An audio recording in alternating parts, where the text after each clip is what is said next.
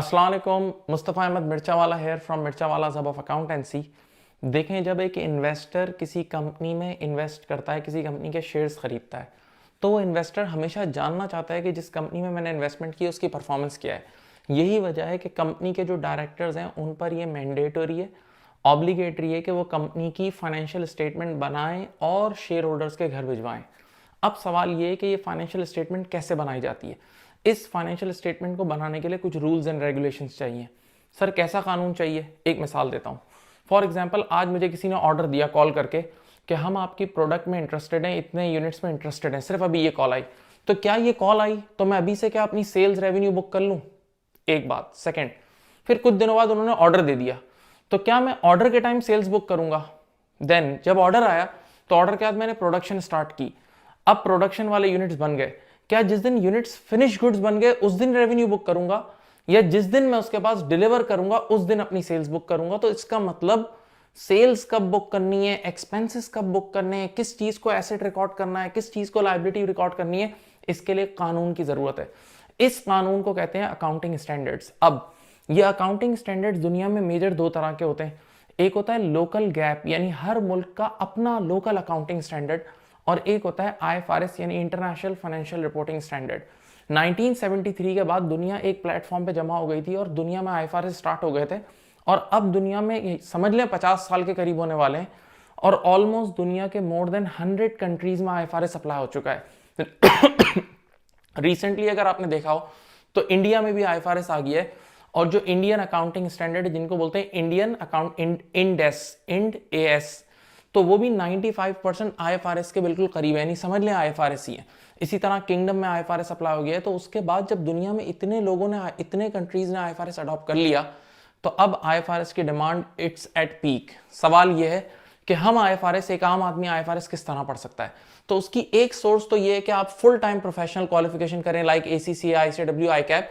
लेकिन full time qualification करने के लिए एक ठीक ठाक इन्वेस्टमेंट भी चाहिए, उसमें 4 to 5 ईयर्स का टाइम भी चाहिए, और ऑब्वियसली बात है उसके लिए स्टूडेंट चाहिए। सर ये रिकमेंडेड है, बहुत रिकमेंडेड है, हम सब ऑफर करते हैं, लेकिन डेफिनेटली उसके लिए 18 ईयर्स का जो एक एज ग्रुप का बंदा चाहिए होता है जो उसको फुल टाइम परस्यू करे। सेकंड ऑप्शन क्या है? सेकंड ऑप्शन है आईएफआरएस सर्टिफिकेशन, और एक और ऑप्शन है दैट इज आईएफआरएस डिप्लोमा। सवाल ये कि इन दोनों में फर्क क्या है?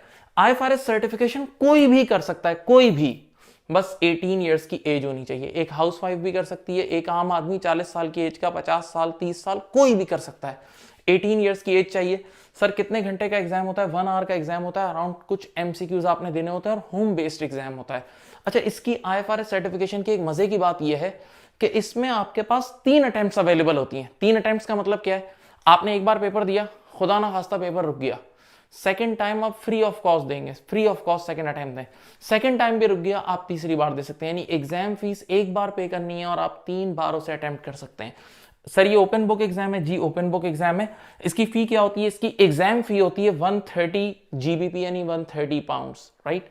नाउ एक और रास्ता है आईएफआरएस करने का, जिसका नाम है आईएफआरएस डिप्लोमा। हम लोग कई सालों से ये भी ऑफर करते हैं। आईएफआरएस डिप्लोमा कौन लोग करते हैं, यानी इसके लिए एलिजिबिलिटी क्राइटेरिया क्या है, कौन कर सकता है? या तो आप एसीसी एफिलिएट हो, नंबर 1।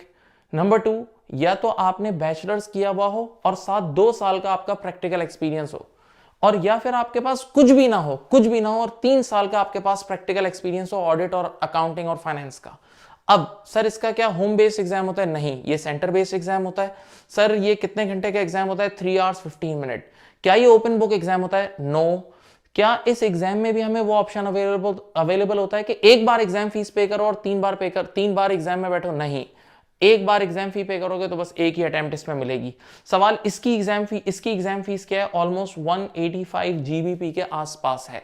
सवाल यह है कि ये आईएफआरएस डिप्लोमा और आईएफआरएस सर्टिफिकेशन कौन लोग कर सकते हैं?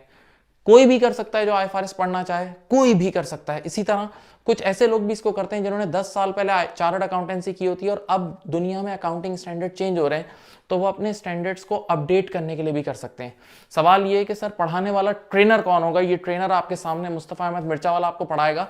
And I have been teaching for last 20 years, और अब 40+ कंट्रीज में अल्हम्दुलिल्लाह हमारा काम फैला हुआ है। और मेरा टीचिंग स्टाइल ऐसा है कि मैं बात स्क्रैच से शुरू करता हूँ, मल्टीपल टाइम्स रिपीट करता हूँ, तो बात बहुत आराम से समझ में आ जाती है। और हम हर लेवल के बंदे को अकोमोडेट करते हैं।